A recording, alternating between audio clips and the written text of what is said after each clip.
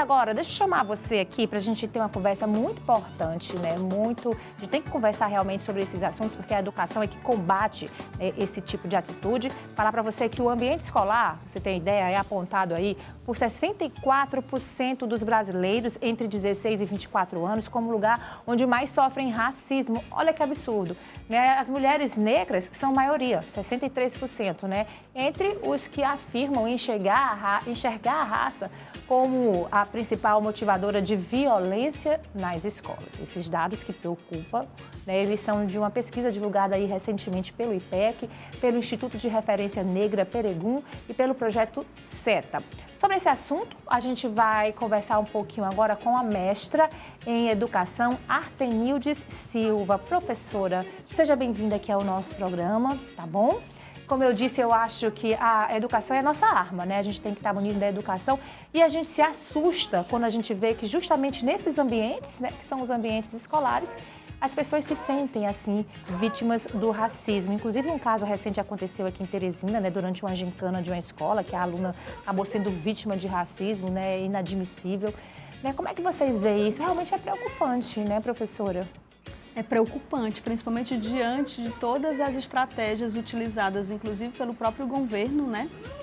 Temos leis caducas, temos uma lei de 2003, né, que é a 10.635 e 39, aliás, que trata da inclusão da história da África e dos afrodescendentes no currículo escolar.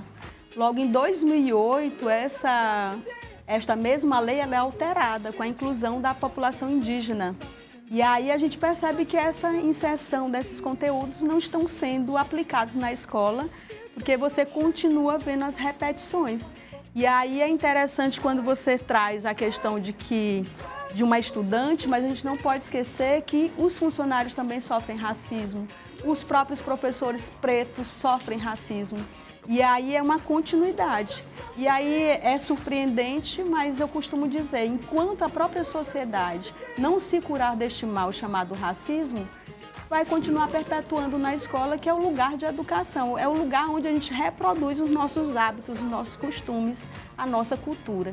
A senhora falou aí da questão da inclusão de algumas disciplinas que tratam desse assunto, mas de que forma, né, além disso, as escolas devem trabalhar essa questão, principalmente diante, né, de casos comprovados, como a senhora falou, não só dos estudantes, mas de todo o ambiente escolar. Como é que isso deve ser trabalhado, além dessas disciplinas, né, fazendo parte da grade curricular das escolas? Porque as leis, tanto a 10.639 quanto a 11.635, elas tratam exatamente de como esse professor, em todas as áreas, matemática, português, história, artes, né, todas as matérias curriculares tratam dessa temática, ou seja, é a interdisciplinaridade. Pronto, eu estava falando já de um outro conteúdo.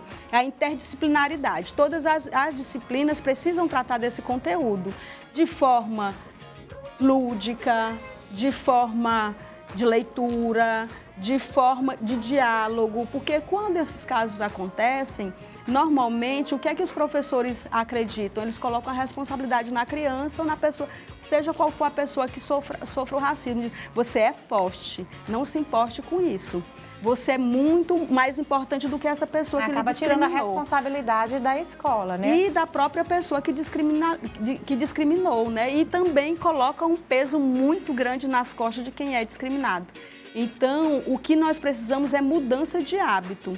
E essa mudança de hábito, se eu faço isso no meu dia a dia, eu vou levar para todos os ambientes, inclusive escolar. Aí entra uma pergunta que eu faço também, você falou dessa questão de eu já levo o meu hábito, a gente sabe que é importantíssimo também o papel da família, né? Então, que a senhora destacasse também a importância do acompanhamento dos pais, né? De se conversar também isso desde sempre, desde a formação, né, dessas crianças. E aí você traz um elemento problemático, que é a família. Porque, assim, nós não aprendemos nesse país a tratar a população preta e nem indígena com respeito.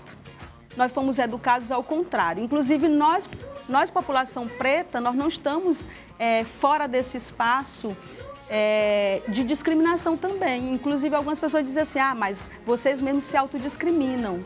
Lógico, nós somos educados para isso, para nos autorrejeitar. E aí, quando a família... E para a família, a maioria das famílias brasileiras não tem preparos para tratar, inclusive quando tem a prática do racismo dentro da própria casa, ou que alguém sofre racismo dentro de casa. Porque é um assunto que ainda não discutimos como deveria e é um assunto, na verdade, de saúde pública. Porque é um assunto que adoece, né? Adoece quem sofre e quem pratica. Porque não é normal uma pessoa olhar para outra e tratar com diferença. Não é normal uma criança ser eleita mais bela numa escola e todos os coleguinhas passarem a dizer que ela foi por cotas. Ela não tem beleza nenhuma. Falar mal do traje que ela vestiu. Uma criança com outra criança.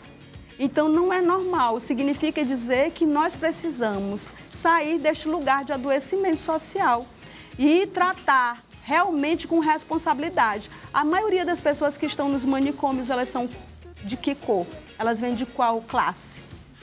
São pretas e são pobres. A maioria das pessoas que estão na rua, sem casa, e tem família às vezes, e não estão sendo acolhidas, porque elas estão na drogadição, são pretas e são pobres. Na questão da penitenciária, quem são essas pessoas que estão lá? E aí a gente diz assim, não, mas é porque a maior parte da população brasileira é preta. Mas por que a maioria dos médicos não são pretos? Por que a maioria dos advogados não são pretos? Porque nós nos surpreendemos quando a gente vê um juiz preto. Por que nós nos surpreendemos quando nós tivemos a primeira governadora preta, que foi a Regina Souza, e sofreu um racismo imenso? Tá certo, e eu costumo dizer uma outra coisa. Não adianta estudar, não adianta saber falar, não adianta reconhecer seus direitos, porque nós vamos sempre nos resumir a uma questão que é negra. Certo, professora, a gente agradece imensamente a sua participação. Acho que o primeiro passo a gente está conseguindo dar, que é, primeiro, não se calar mais diante de situações como essa e reconhecer que tem algo muito errado e, a partir daí, a gente sempre está discutindo. Por isso que a gente abriu esse espaço para esse tema que é muito importante, como eu disse, é a educação. Através da educação, a gente vai conseguindo mudar as coisas. Obrigada, tá, professora? Eu que agradeço. É bom dizer que a imprensa precisa ser parceira e tem sido essa parceira, né? Inclusive, eu quero aqui agradecer a Cidade Verde por esse espaço e que eu tenho observado há longos anos que a Cidade Verde tem tido uma preocupação muito grande em debater essas temáticas. E isso é super importante. Vocês são reprodutores de saberes e influenciam bastante a sociedade. Justamente por saber desse poder que a gente tem, que é a nossa obrigação também, tá? Enquanto parte da sociedade. Gratidão. Professora, gratidão também pela sua participação, tá? Obrigada, volte sempre. O assunto que renderia muito mais tempo, mas nosso tempo é corrido, mas a gente quis passar esse recado para o nosso telespectador, tá certo?